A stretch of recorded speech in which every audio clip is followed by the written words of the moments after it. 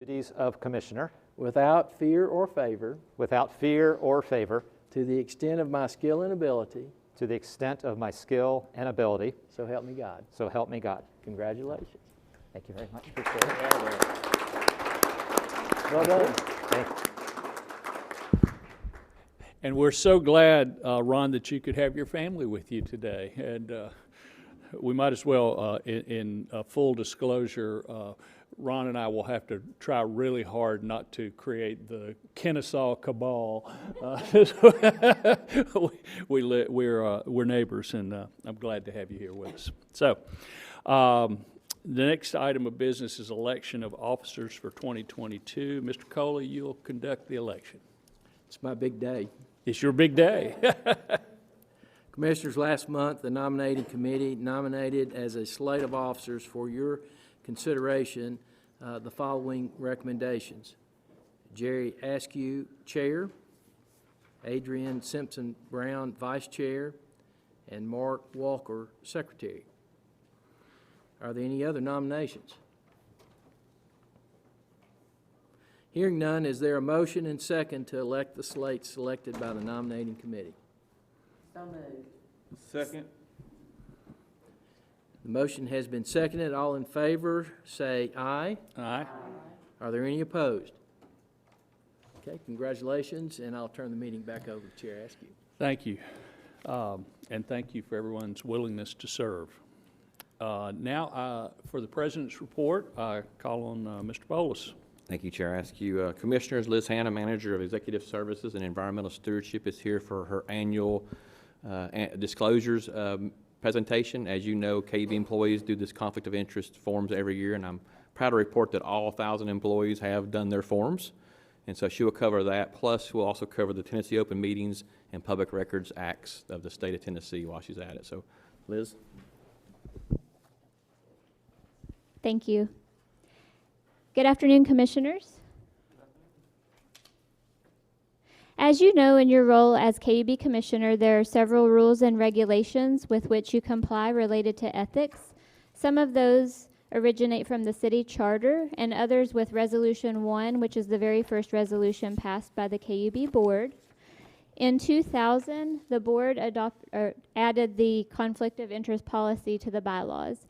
And in 2005, KUB added the conflict of interest policy for all employees, and it requires the annual disclosure to be completed.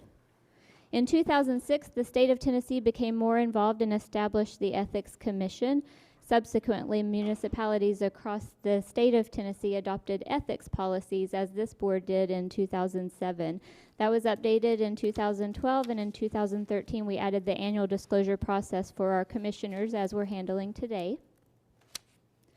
Our policy helps us to avoid real or perceived conflicts of interest in several key areas that are listed here, including nepotism, gifts and gratuities, political activity, improper use of the position or authority, or improper use of KUB resources or time. And it does require a disclosure if a conflict exists. So today in your packets, we have your conflict of interest form available for you to complete, and we ask that you return that to us by the end of the month. Today, I also want to speak briefly about the Open Meetings Act, with which we comply and applies to KUB as the board as the governing body of a public entity such as KUB. It does require that any decision-making or deliberations toward a decision are held in open meetings that we publicly notice, and where we record the minutes and make those available to the public, and where all votes are publicly viewed in those meetings. I'll also touch on the Public Records Act, with which KUB also complies. It applies to any record that KUB holds, whether that be a document, email, audio recordings, maps, any sort of record. And the board, through Resolution 1358, adopted the policy that we use to comply with the state law, and that policy is available on our website. The last thing that I'll mention today is our commissioner training requirements that are required through state law. Through the meetings and tours that you attend, each of our commissioners has met the requirements for the past year. Chair Askew has reviewed that record and signed it for certification. If you have any questions, I'll be happy to answer those for you.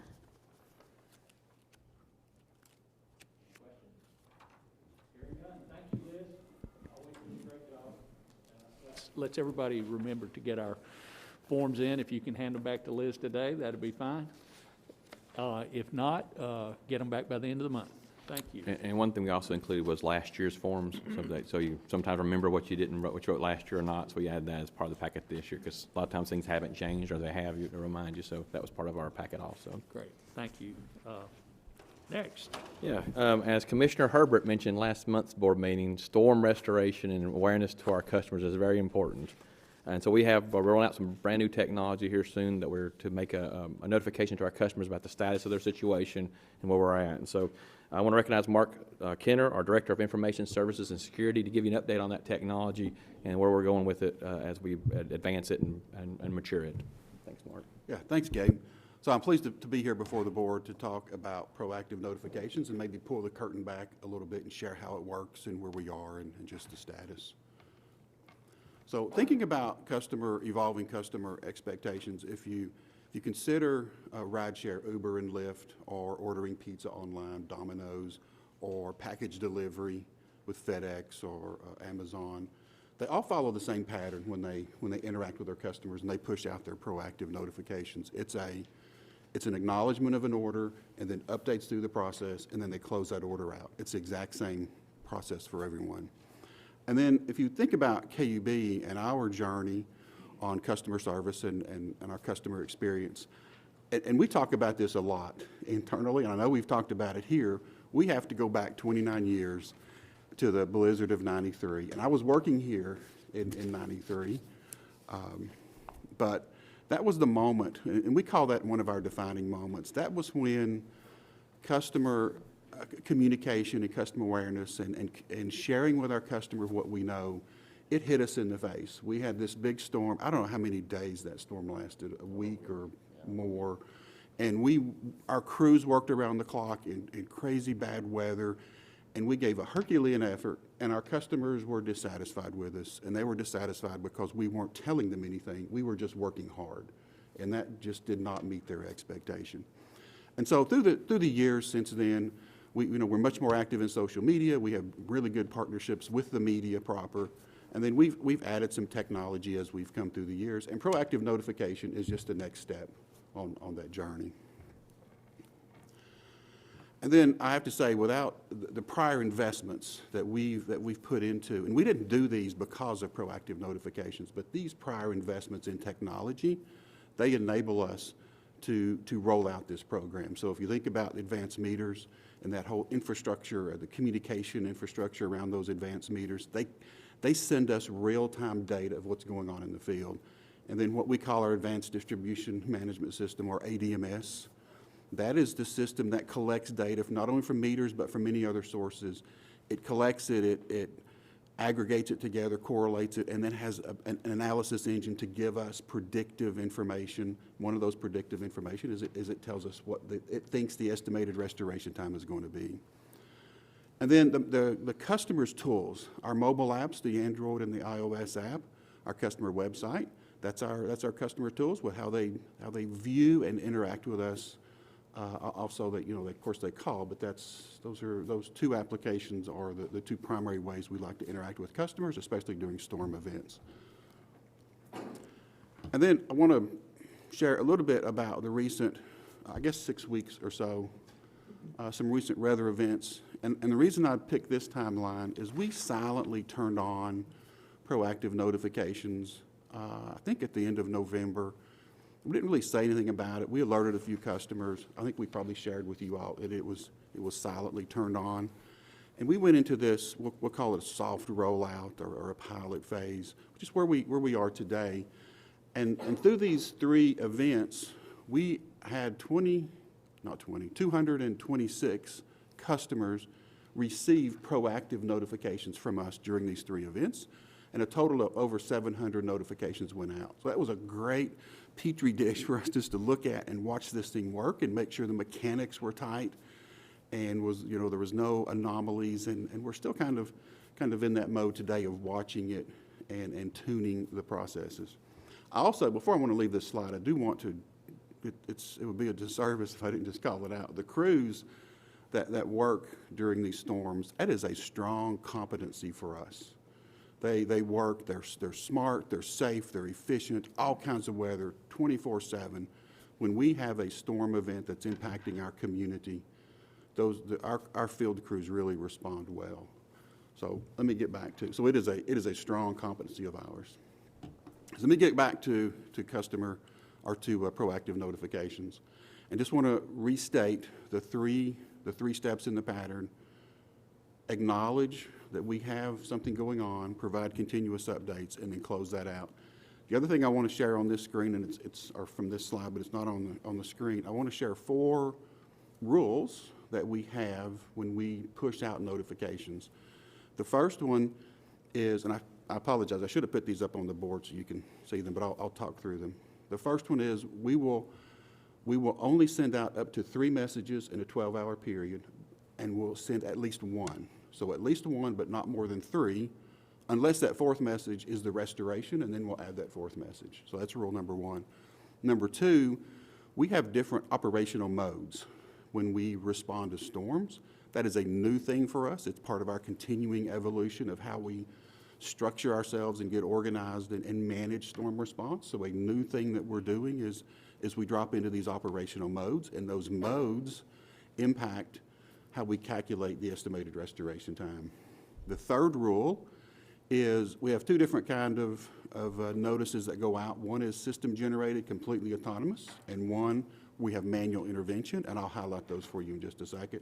And the third rule that's important to kind of consume is the 15-minute rule. When we see that first outage coming in from a meter, we wait 15 minutes before we push out the notification. We wait 15 minutes before we put anything on the website, on the outage map. What we're waiting on is more data to come in, more meters to report that they're out, so the system can correlate those together and make a prediction about what device is at fault. And it also gives us time to make a prediction about how long will it take us to get that power restored. So the 4 rules, at least 1 every 12 hours, but not more than 3.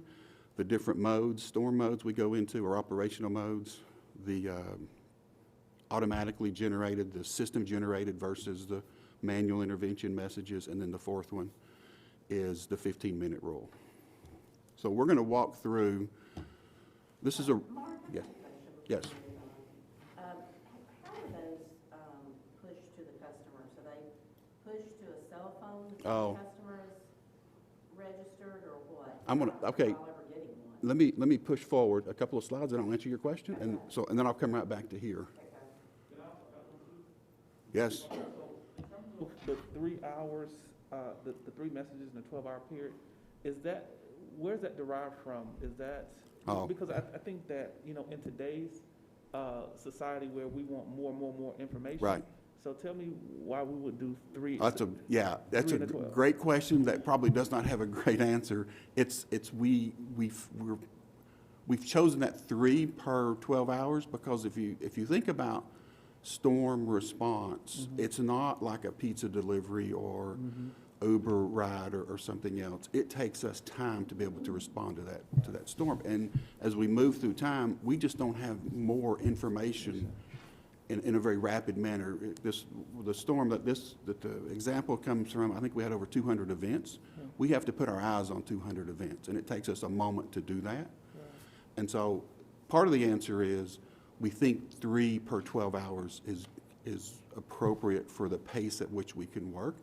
The other thing I'll share with you is in this period that we're in now, it's while we're in this soft rollout to start to feel this, we will never, I shouldn't say never, it'll be years before we stop refining proactive notifications. We want to get faster at pushing the notification. We want to get more accurate at the estimate. It'll be like how we respond to storms. We'll take that same mentality and just continually improve. So where we're starting is not more than 3, but at least 1 per 12-hour period. It doesn't mean that's in stone. It's our start. That's a good question. Thank you. Ms. Commissioner Herbert, if you look on this particular screen, when a customer goes, whether it's the website or the mobile app, when they go to enroll in proactive notifications, their contacts, whether it's email or phone number or a push notification. So the email is email. The phone number, we send them a text message. The push notification, if the customer has our mobile app, then that push notification works with that mobile app and works like any other push notification on the Android or iOS phone. So the customer can choose any or all of these methods, and then we push those notices to them. So I'm curious, so were you asked in reference to you did not get a notification? Yeah, I don't know that I've enrolled, and I've left my phone at the office, so I can't even look at it right now. Okay, I'm happy to follow I'll up. check that. Yeah, and I'm happy to follow up directly with you, and we'll walk through it. So I think this just reminds me of the overarching communication that we need to have with customers, because I do have my phone with me and I have our app and everything. And I had no idea I needed to enroll in notifications to get, I would think that an outage is an emergency, therefore I would just automatically get it. So if we're telling folks, download our KUB app so you can know about things, I think we also need to be telling them, or set an automatic on the back end, set the notification so that they're automatically getting that. Because our bill, maybe we don't care as much about knowing it in the moment, but if there's an emergency or an outage, Yep. maybe that's something we set up. Yeah, and if you'll let me get to this, Okay. let me come back. We're going to talk about marketing and how we'll do that. Okay, But I will tell you, because I just enrolled now. on so- your app, one of the things that our customers will see when we engage the marketing program is they'll see us push that on the home screen. So when you start the app, there'll be a splash screen that says, "You're not enrolled in proactive notifications. Do you want to?" And we'll just lead them right through it. Okay. So let me go through a real example. So this was from a couple of weeks ago. The message block was a real message block that went to a real customer. So I went to our communication staff and I said, give me one of our examples from I think it was the January, I don't remember if it was January 1st or January 3rd storm, but they came up with one and sent it to me. So we weren't looking for the best one that made us appear really good, and we didn't look for the worst one. This was just a typical example of an actual notices that we sent to a customer. So in this particular case, at 3:40 in the morning, that meter, AMI stands for Advanced Meter Infrastructure, that meter sent to our distribution management system the notice that I'm out. And the distribution management system, it waited its 15 minutes, and then it correlated and aggregated all those notices for that were related to that meter, and you can see there were 92 customers in that particular event that got impacted. So we sent this message out at 3:55, which is the 15-minute delay. We're aware of an outage at your address affecting 92 customers. We're working to restore power. The system also went ahead and, based on that predictive device, estimated the restoration time. At this moment, we have no idea what actually happened. We just know history tells us for that device, this many crews, this time of day, whatever the criteria is, it's going to take us, 3 hours and 20 minutes to restore. But we don't really know anything yet. And so the next message that they get, we have now moved into a different operational mode, and we have gotten a lot more traffic and noise and outages coming in. At this moment, we really don't have an estimate for that customer. So we're pulling that back. We tell the customer that additional outages have been reported and it's going to cause a delay. And we also tell them, but we will give you your new estimated restoration time as soon as we know it. And then we give them a website to go to for more information. At this moment, we really don't know. We need to put eyes on it. So then at 9:30 that same morning, we've actually put eyes on the trouble event. And it was actually a tree had fallen into the lines, into the pole. It broke the pole and broke some of the components on the cross arm on the pole. So we know what it is. We know that takes us about 6 to 8 hours to replace that pole.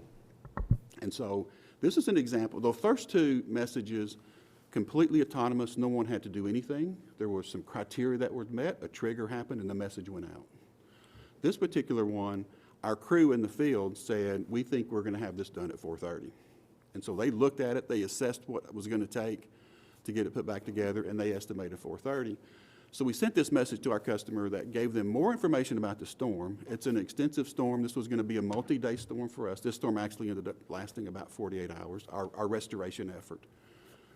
And then we gave them the new estimated restoration time. And then at 2:57, which is that 5.5 hours? 10:30, 11:30, 12:30, 1:30, 2:30. Yeah, I have to use almost two hands to calculate that one. So at 2:57, almost 3 o'clock, our crew had got a new pole out there, made the area safe, got everything set up, replaced all of the components, restrung the wire, and then again made sure everything was good before we re-energized that line.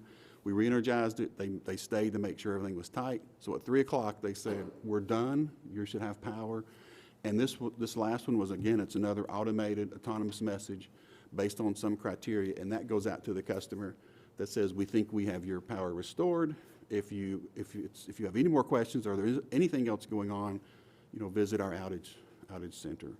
And so that's the whole life cycle for that customer, a real customer during a real storm a couple of weeks ago, their message that they received. And this is a pretty typical example of what's been happening. I'm sorry?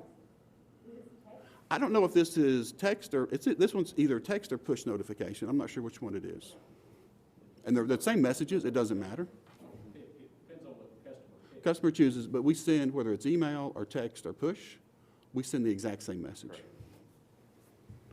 And so we just talked about enrolling. It is pretty easy. The website and the mobile apps, they work exactly the same way. The customer goes to that profile section, and when they get there, they see their contacts and notification section. It doesn't matter to us which one they choose. If they choose one of those, email or phone or push notification, and they get that second screen, they can then select what they want to be notified about. And then for the customer that really wants to get more granular, each one of these you can select which specific messages that you want. But if we just go to the second screen, they turn them all on, and that's as simple as it is.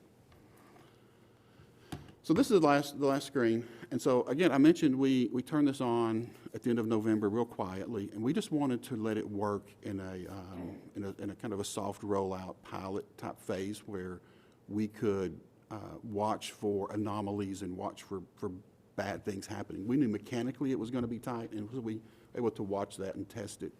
We're sitting right here now, still kind of in a quiet mode. There's over 1,000 not employees, but 1,000 customers that have already enrolled in proactive notification without us doing anything. So people are stumbling across it.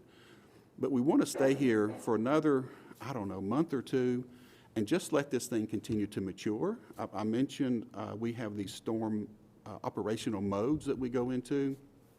We need that machine learning to have some data to help calculate a more accurate ERT.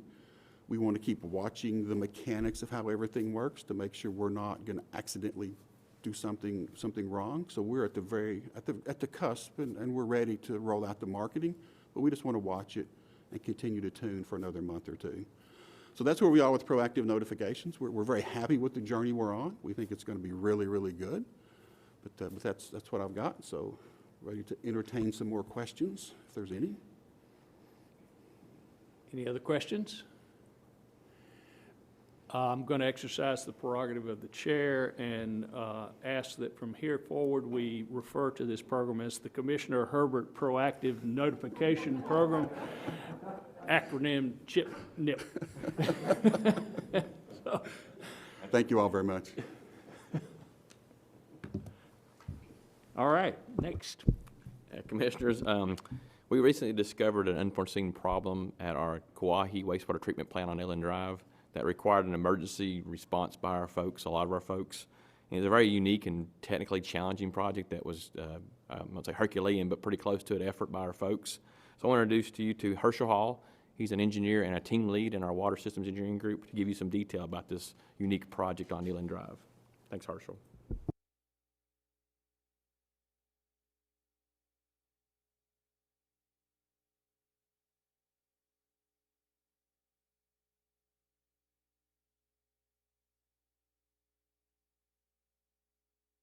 Pipe replacement project.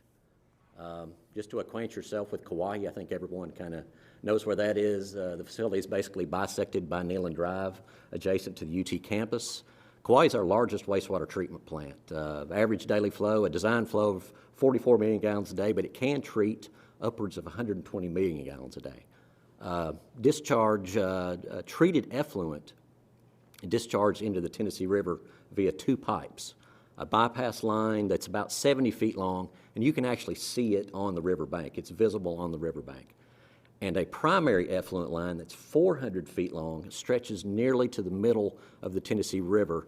It's about 25 feet deep at the riverbank, and it's about 35 feet deep below the water surface elevation, out in the middle of the river. So it's our main source, our primary source of discharge of treated effluent into the Tennessee River. Again, you can see Joan Cronin there, Joan Cronin Way in your upper left, Neyland Drive sort of bisecting plant property. And I want to make sure that everyone's aware that the Neyland Greenway sort of snakes around the plant there and is directly above the primary and bypass lines. But reminder that both lines discharge treated effluent into the Tennessee River. I guess in early of March of last year, plant staff alerted Water Systems Engineering folks that there was some settlement present along the Greenway and again along the riverbank there. You can see the settlement there, some subsidence in the asphalt adjacent to the pedestrian barricade or barrier wall there, and a cavern that is actually formed above or along the riverbank. I mentioned the bypass line previously, and you can see it visible in the photo on the right. We did a bit of investigation and analysis, and we were immediately concerned that there was a problem with the primary line that was allowing this subsidence to occur. Again, that primary line's about 25 feet deep there, and this was basically presented itself as classic symptoms of a pipe failure. You can have a pipe that may have an opening, a hole in it, that allows material to enter that pipe, and that's what allows this subsidence to occur.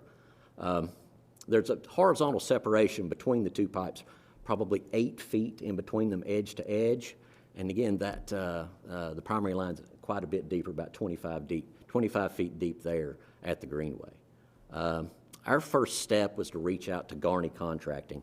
They were presently working up at Jones Street, installing a force main across the river near Calhoun's site up there. So they had the available crews on site.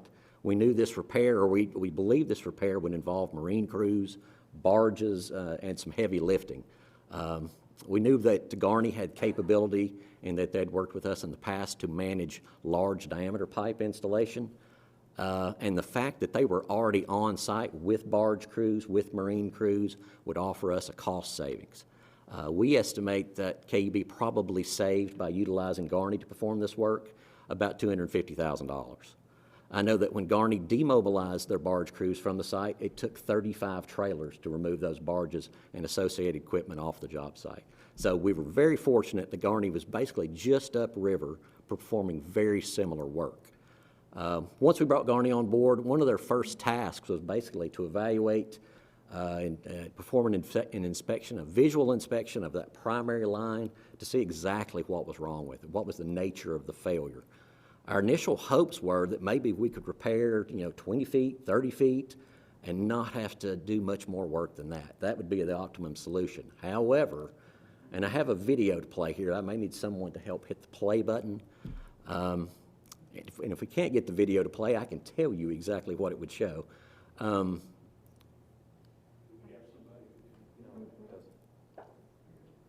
This is actually a video inspection from a remote operated vehicle that's in the pipe, and that's a weld failure in the polyethylene primary discharge line. And you can see how those are large stones, and they're very nearly able to fall into the line there. And again, we're using a diver and remote operated vehicle in conjunction with each other to investigate that line. We hope to investigate the full length, the full 400 feet, but we could only get 35 feet in before we found that the pipe was nearly completely blocked with stone and other material. So we couldn't inspect the full length. We only saw the first 35 feet, and we saw several weld failures just like this. So why is that a problem? If we can't discharge through the primary line, through the primary effluent discharge, it in effect causes a hydraulic restriction and can impact plant operations. So it was extremely important to us to get a quick remedy to this, in that we didn't want to cause a disturbance to the daily life and operability of the plant. How did those stones get in there? Those were actually, when this line was originally built years ago, they had backfilled stone above it. So for some reason, which we kind of estimated as to why it happened, the pipe separated those joints. And when it separated, material could fall in there, and it in effect built up over time an amount of debris. And again, we got about 35 feet downstream, and we estimated it was probably 75% blocked. So it was certainly, even at the time, impacting plant operations. But even though the primary line was partially clogged, the bypass line still served to discharge that treated effluent. So we were still okay under normal conditions. I think you answered my question because we talked about redundancy. So that primary line is the one that's 25 feet below. The one that you showed in the picture that we could visit, was that the secondary line? Yeah, that's the bypass line. It's called the bypass line. There's about 15 feet of vertical separation between the two. Again, we had initially hoped that we could just maybe repair a short section. And looking at the video and unable to determine the condition of the remainder of the pipe, we settled on a full-length replacement option. We had a question of what's the condition of the remainder of the pipe? Couldn't see it. How would we remove that stone and debris from that additional 360-odd feet so that we could inspect it? So you'd need divers underwater with, we couldn't even imagine what equipment it would use to actually clean that pipe so that we could inspect it. So we landed on a full-length replacement, and we knew it would be costly. We knew it wouldn't be quick if we were trying to clean it. So knowing all of that, we knew we were going to be working in the river for a replacement. We knew we were going to require permits from Corps of Engineers or TVA, and of course we'd need plans approval from Tennessee Department of Environment and Conservation. So, in light of that, to expedite the process, we utilized a design-build approach to develop construction plans and documents for this project. We brought a consultant in, we brought CDM Smith in, who is familiar with plant operations. We brought Garney in, who does marine work, does heavy lifting, has the barges in effect just upstream at Jones Street. They were available, so we developed a team, KUB staff, contractor, consultant. We met weekly to go through design and constructability issues. That fast-tracked our construction document preparation, which allowed us to get information to the permitting agencies that much quicker. A couple of key components I wanted to mention as part of the design process was a bathymetric survey that was required, and of course a geotechnical investigation. Bathymetric survey is, in effect, we mapped the surface elevation of the river bottom. And what that allowed us to do is prepare construction plans showing a profile for our new line along the bottom of the river. And it told us how much material would need to be removed to actually establish a trench for that new line. Now, I wanted to make mention that the new line is in effect being laid parallel to the existing line with probably 6 or 8 feet separation between the two. So again, fast-tracked the permitting process, got information to the permitting agencies that much quicker. And the other issue, and probably which more people see, was the Greenway detour. We worked to establish a plan, in effect a traffic control plan that we submitted to TDOT, City of Knoxville, Parks and Rec folks with the city. They were on board with our plan, and it was implemented shortly thereafter. We knew that, in effect, the Greenway was going to be out of commission during construction. We were going to be constructing at the riverbank for a period of time, and it would take us a while to rebuild the riverbank and rebuild that greenway so that pedestrians could continue to use it. Some construction photos here. This is actually a 48-inch ductile iron 45 fitting with restrained joint gaskets. And I'm really just showing this to give you folks a sense of size of the pipe that we were working with out there. Again, 45, this is a 45-degree bend, which allows you to sort of turn the pipe in a different direction. In the next slide, I'll actually show you where we placed that fitting. This is some work that occurred along the riverbank. Again, we're about 25 feet deep here, and it required an extensive shoring plan in that we were working at that depth along the river's edge. At the end of this pipe is actually where that fitting was going to be placed. Again, we used restrained joint gaskets so that that pipe won't pull apart, so that it won't separate. And we eventually encased that section of pipe in concrete, placed rebar around it, and then poured concrete over that to again, secure it. Again, we're working about 25 feet deep here, required a professional engineered stamped shoring plan. We're very fortunate here that shoring sealed up really well and almost created a watertight area for the folks to work there. So that allowed us to work a bit quicker. We were fortunate in the shoring installation. This is actually some work that occurred along the river's edge. The barge on your left with the crane on it is actually what is used to lower the pipe in place. The barge on the right with the excavator on it is actually preparing the trench for the placement of the new pipe. So those two barges kind of worked in tandem with each other to excavate and set new pipe. Again, we're working, this is adjacent to the bank, and we're just beginning to work out into the river at this point. Next site, our next photo here is we're actually further out into the river, and again, you can see the barge that's closer to us in the foreground there is actually placing a section of 48-inch ductile iron pipe in the river. The barge in the back with the excavator is actually preparing the trench. Again, it does the excavation and the crane lowers the pipe.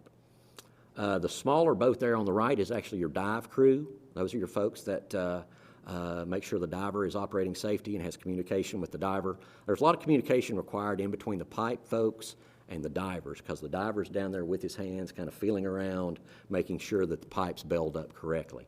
And you can actually see in the lower right-hand section, that's the diver actually, his head kind of peering out of the water. He moves out of the way as they're lowering the pipe in just for safety reasons.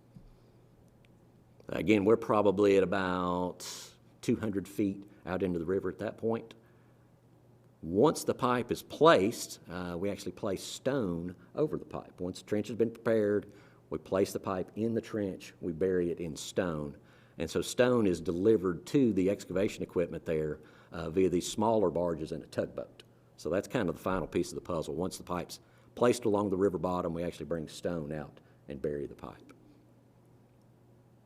And that, I think that photo was actually taken last week, so that's a fairly timely photo. Talk about project timeline. I'd mentioned that we became aware of this problem early March of last year. Through our design build process and getting all of the partners at the table together, we were able to order pipe early in April, submit our documentation to the permitting agencies.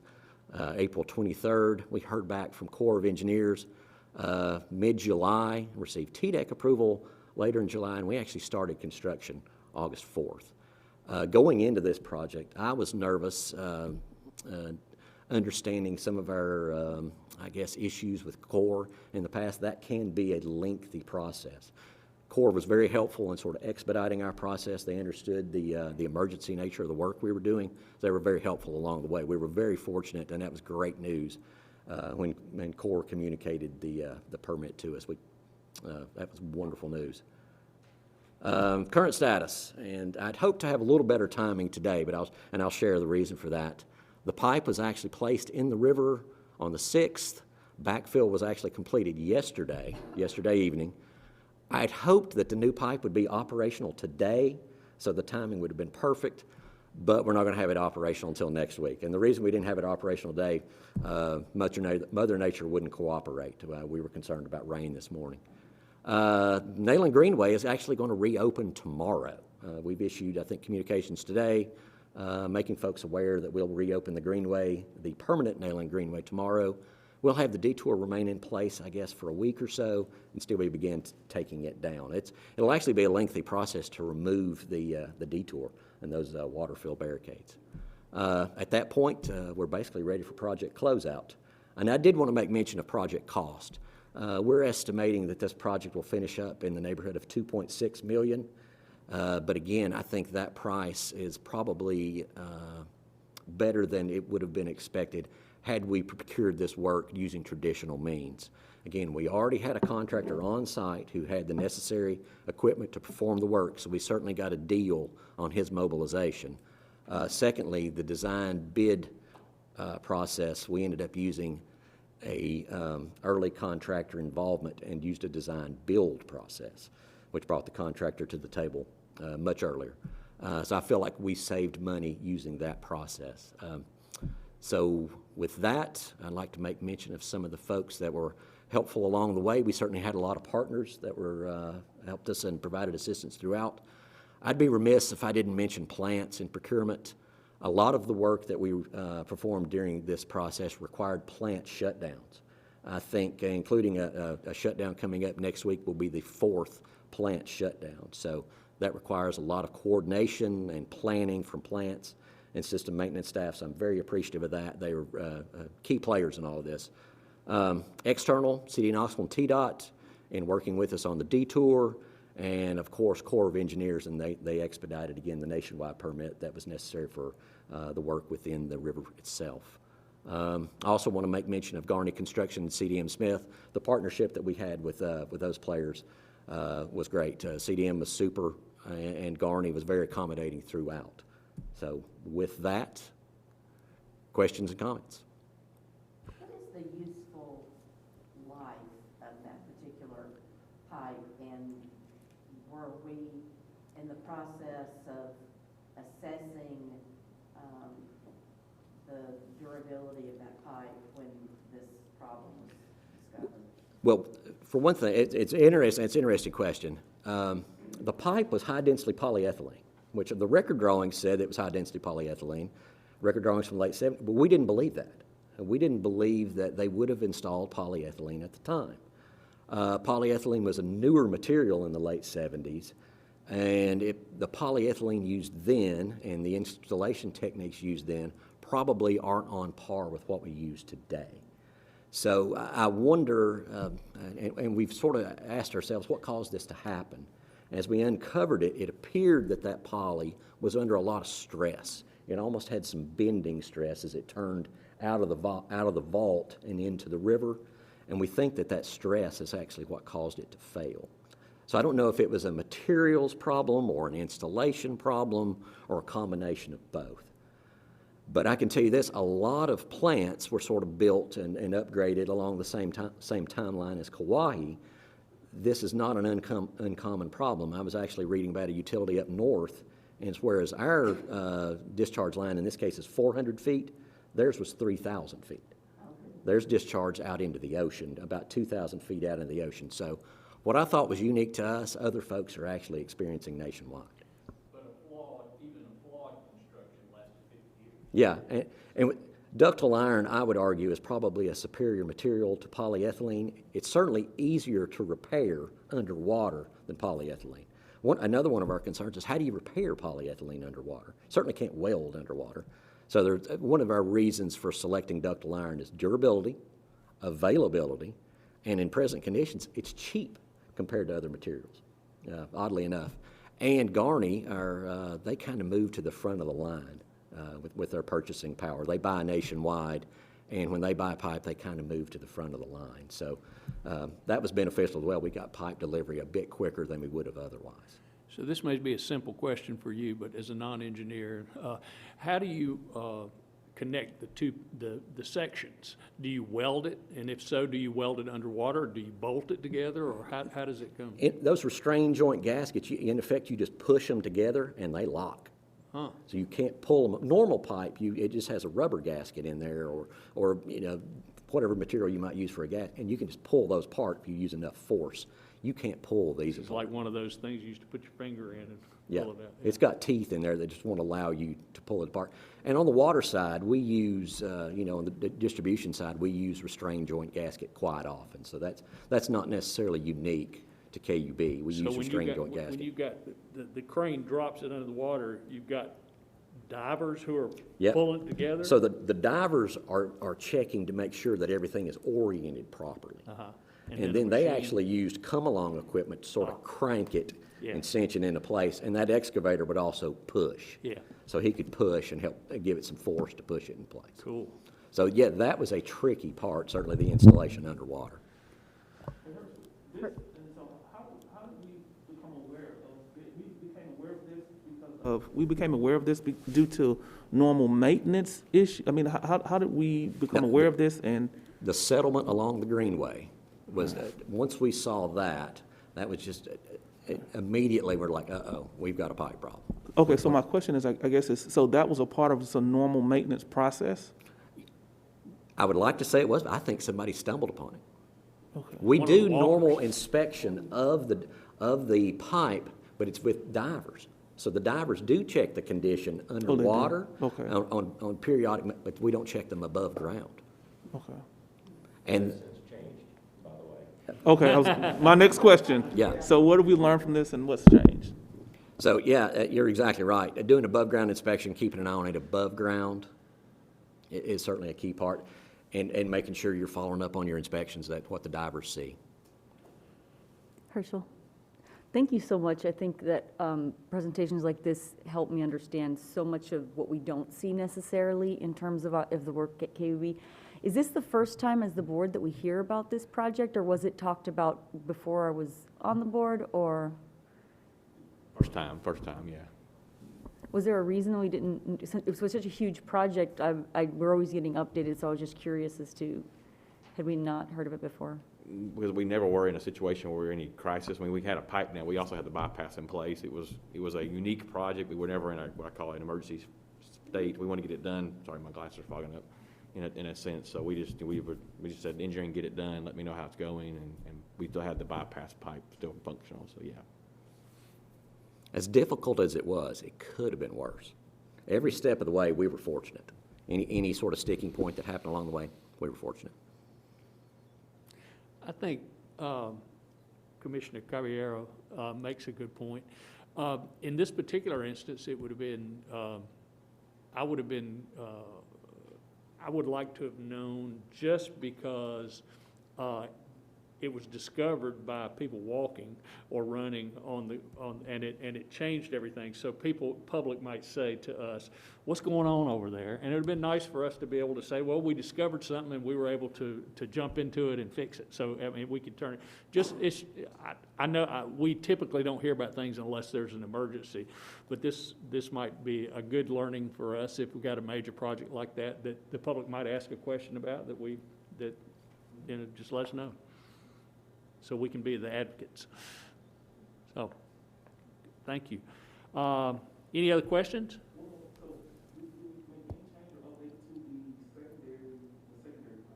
The second was just replaced probably within the last 5 years, so it's new. Great. Are there warranties on those projects? Like 50 years is a really long time, like Sarah was saying, that the company that does the work, they have a responsibility? We would have a 1-year warranty with the contractor typically, and you could get additional warranty, but typical warranty is just 1 year on installation. Interesting.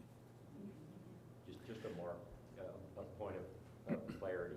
It was actually the plant manager at the time, Josh Johnson, who actually was doing a routine look around. So it was not an official inspection, but it was actually detected by the KUB. That's good. That's good to know. Thank you. All right. Mr. Hall, would you please express the board's gratitude to your team and to all Absolutely. the partners you had for being able to address this so efficiently and effectively? Thank you. All right. Anything else? I do have one more thing we'll add. I want to have Susan give you an update on our career fair we had last week. We made where you all were last month. We're going to have it. We had it for 2 days at Pellissippi State Community College at Magnolia, and Susan will give you the details. Yeah, we were really overwhelmed by the response. We had, as we mentioned this at the last board meeting, a 2-day job fair at the Pellissippi campus, and we had about 60 KUB employees involved, so that the people who came could really learn from, straight from the horse's mouth what these jobs are that we were looking for. Did a lot of personal outreach through members of our staff, and the HR staff worked really hard to make this a good event. We had over 350 individuals pre-register for the job fair. More than 200 of those actually did show up, and about 150 of them interacted with us in a really meaningful way, either coming to speak directly to people who are experts in the jobs that we were posting for, or leaving a resume, or applying on the job. We have 77 who have submitted active applications as of yesterday. We identified about 45 really high potential prospects. That's where someone really had a connection with somebody when they were talking with our department reps and said, these people would really maybe be a good match for us. And most of those have applied, so we'll be tracking them through the application process. For the ones who haven't yet, we're following up with them directly, because since they had to register, we've got their contact information. So we're really very hopeful that this is going to result in some good hires for us in a variety of different jobs, and I know they're already talking about how we can do this again, because I think it was really popular with the community. So We really want to appreciate all the KUB employees who were involved, HR staff, our diversity, equity, inclusion folks helped us make a lot of contacts in the community, and then just those department reps who were there to say, this is what my job is, so that people can really have a good feel for what a career at KUB would be like. So we're pleased with it. So if you hear anything, any other suggestions from people that you may know who might have attended, send them our way, because we'll incorporate it next time. Thank you. As I look back over Gabe's report, I have to say there's 4 great examples of how professional our organization really is, and it gives me great reason to be proud. I'm involved in a lawsuit right now with a nonprofit that did not do annual disclosures and had all kinds of conflicts of interest that are going to end up costing them a lot of money. The fact that the staff has listened to concerns from the customers about proactive notifications and how important that communication is, and we're taking steps to move forward, not just continuing to talk about it. The fact that we were able to address the outfall project so effectively and efficiently, and reaching out to the community to try to not just wait for them to come to us for jobs, but to go out and proactively try to recruit people to be here. Just all speaks to how we're a learning organization. We continue to try to get better each year, and Gabe, congratulations to you and your leadership team for that. Are there any members who have signed up to speak today? Okay, seeing none. Any other business to come before the group? Again, yeah. I don't know if this is during this part of the meeting or if it's during our lunch, but I did want to discuss a KWEA request to meet. I think lunch. Okay. Yeah. Ron, thanks again for your willingness to serve and welcome, and I declare this meeting adjourned.